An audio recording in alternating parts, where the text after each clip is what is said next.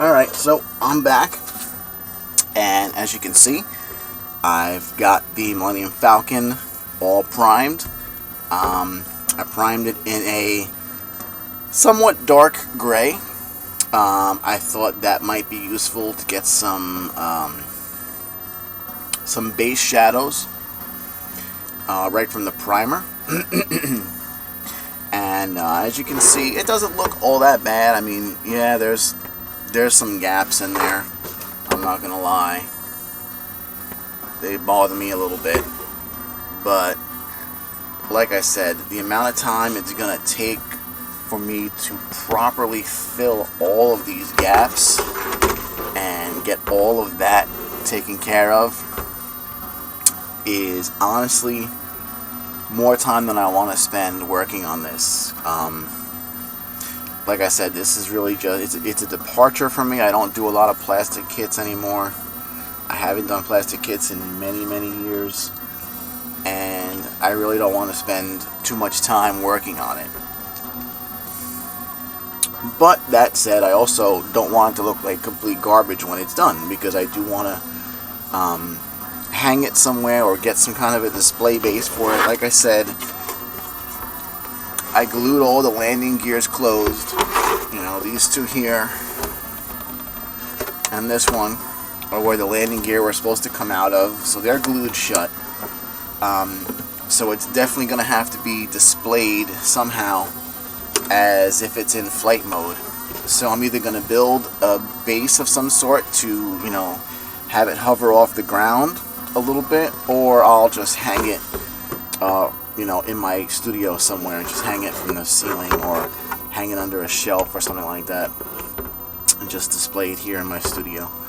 But yeah, I don't think I'm going to bother too much, or actually I'm not going to bother at all with the gaps. They're a little unsightly. They do bother me somewhat, but they don't bother me enough for me to want to spend the hours it's going to take to correct all of that. So, as I said, this here, it was coated with a it's a primer from Badger. I don't really know how to say it.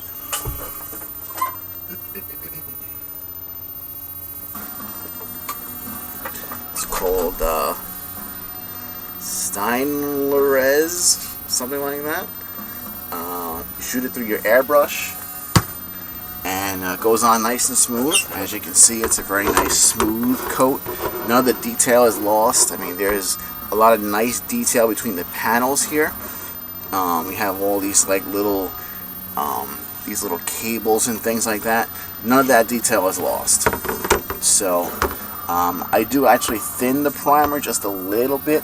I would say maybe like a 2 parts primer, maybe even a 3 parts primer to 1 part water, just a little bit to get it to flow through the airbrush a little bit better, because I find that when I shoot it through the airbrush straight out of the bottle, it gunks up a lot on me. I don't know any other way to say it. It actually solidifies inside the paint cup and causes me all kinds of problems. So I do add a little bit of a thinner to it to make it flow through the airbrush a little bit better. Anyway, I did about 2 thin coats of that primer on the top and the bottom here. You can see the whole thing. The whole thing has been primed, including the engine area. So I'm going to have to work something out with this. I'm going to have to put some kind of a grill over the top here as well, because it's just a plain engine area, and that's not going to be too good. So I'm going to have to make a grill for that. But the next step is going to be, I'm going to shoot a coat of, probably I have the Minotaur from Badger line. I'm going to use their white paint. I believe it's called Ghost White, if I'm not mistaken. And I'll probably shoot a thin coat, or maybe 2 coats of that over the top of this. I'm going to try to leave some of the gray primer showing through, so that, like I said, I can get a start and some base shadow. And then once the white base coat is done, I have a whole bunch of photos and video from some of the exhibits where they've actually shown the actual Millenium Falcon shooting model from the films. So I'm going to try to match up the panels as best as I can, because like I said, I don't think this model is all that accurate, but I'm going to try to get excuse me, try to get the different colored panels. Some of the panels are a different shade of gray, some of the panels are red, I believe some of them might even be blue. So I'm going to try to paint the panels to the best of my ability to match the studio model. Like I said, I don't think this model is all that accurate to the studio model, so I'm not sure how well I'm going to be able to match that as far as the colors go, but I'm going to try my best, and that's about it. So once I get a coat of white paint over the top of this primer, I'll be back on and show you what that looks like. Alright?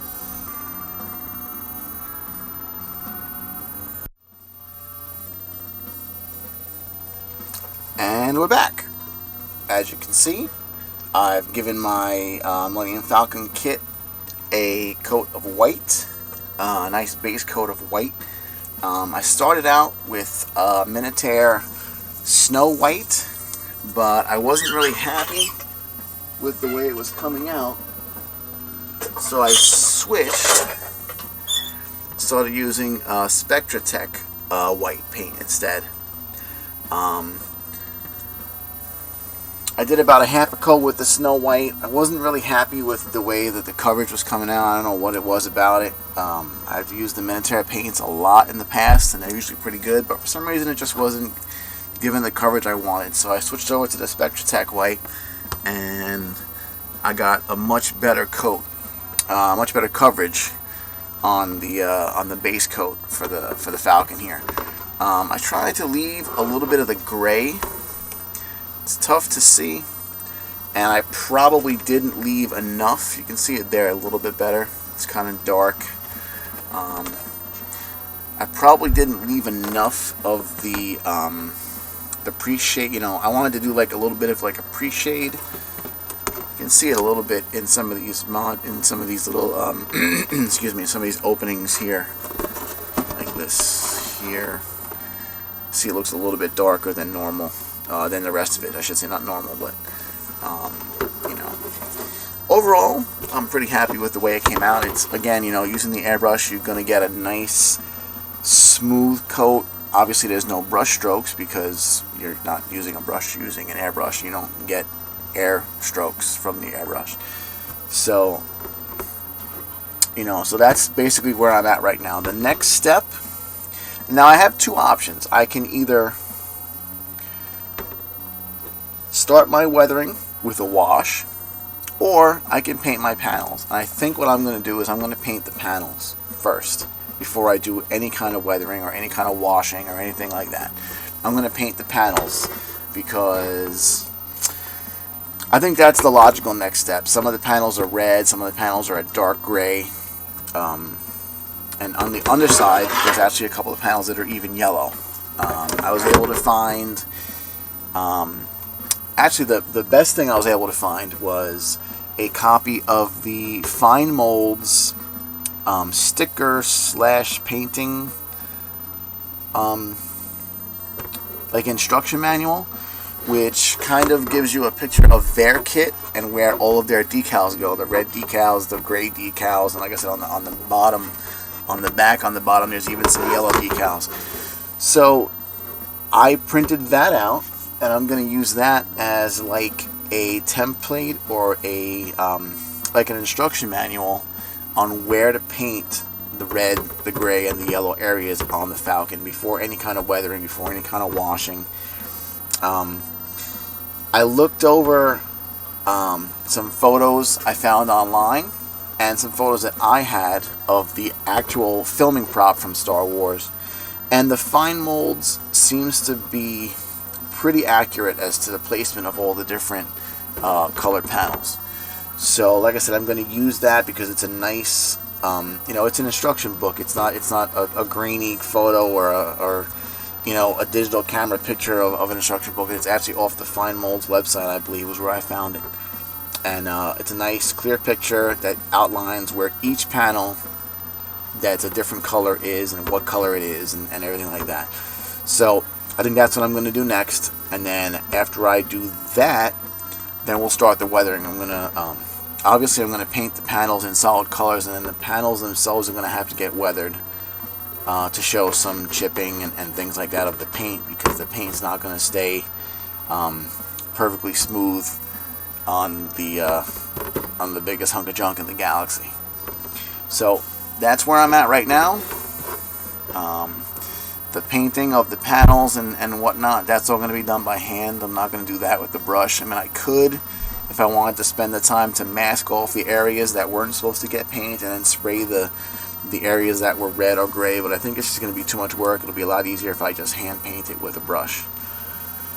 But that's going to be a pretty boring step. So what I'm going to do is I'm going to do that paint work, and then I'm going to come back and we can start doing some of the weathering. I'll show some of the weathering on camera. I'll show some of the techniques for the weathering.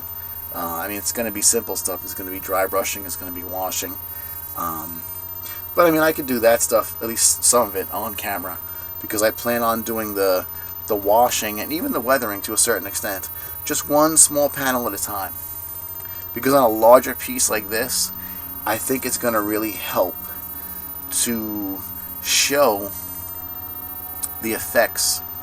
I mean, if I just took this and I washed the whole thing, and then I slowly detailed everything, there's going to be so many steps to the detailing that I think if I do a panel at a time, I'll actually feel like I'm getting something accomplished. Like I said, if I do the whole thing, if I do a dark gray wash over the whole piece, and then I start doing some dry brushing and some chipping, and then I'm gonna do a clear gloss coat on top of that, so I can do some oil washes, because the oil washes are going to run down into the recesses of all these panels very nicely, but they have to be done over a gloss coat. And then after the washes are dried, I'm going to do a matte coat. And then there'll be some pastels, there'll be some more oil washes for streaks, for grime, for things like that. But like I said, I think I'm going to do it one small section at a time, so I feel like I'm getting something accomplished instead of just trying to do such a large area. And then of course, you've got the bottom also. I mean, the bottom is another whole separate piece. So it's going to be a rather long, a rather involved project, but I think it's off to a good start, and I think the results are going to be pretty good. And I'm hoping I'm going to be happy with it after I put all these hours of work into it. But that's it for now. That's where I am. That's where the Falcon is. Right now, it's going to go back to Docking Bay 94 and hang out for a little while until I have a minute or two to start putting the panels on. So that's it for now.